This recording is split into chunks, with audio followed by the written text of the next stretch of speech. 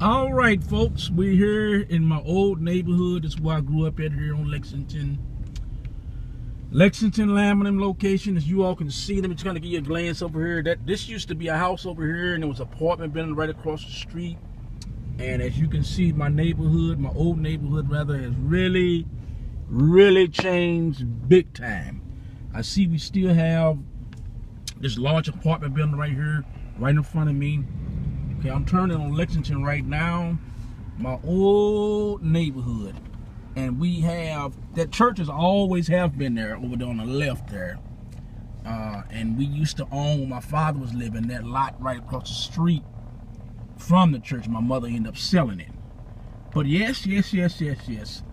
This is my old neighborhood, and that's the house that I was brought up in. That's my mother's car, that blue car right there you see. And that's my brother's broke down van. He says it's doing something, it won't start or something, got transmission issues. Got a lot of problems with it. But as you can see here, the neighborhood has really changed big time.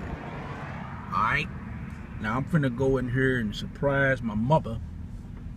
Let's see, let me try to pull up a little bit first. Like I said, these are the targets that they still staying there. They still living too after all these years. But as I said, this is my old neighborhood that I was brought and raised up in. This neighborhood, as you can see, has changed big time. And that's the butler's house over there to the right. And I remember that vacant house, that lot was lot right now. I can recall when it was a house there as a little bitty young child. All right, and then it was, I forgot some of the people's name that used to stay over here. It was one white old couple that stayed on the right side, about 2-3 doors down. They passed and gone on. All right, and it was a large family, like I said, between where you see that vacant house head over there, on the right side of the house that I was raised up at. Praise ye the name of the Lord. But we bless God. I remember the church, and the current pastor, he has done an excellent job in refurbing it and fixing it back up. And he done an excellent job, because I remember that place was really run down, but they have invested it and made a positive investment into that church. And God bless whoever he is. He's not a coach of church. I would like to see the sign say New Mount Zion Baptist something or other.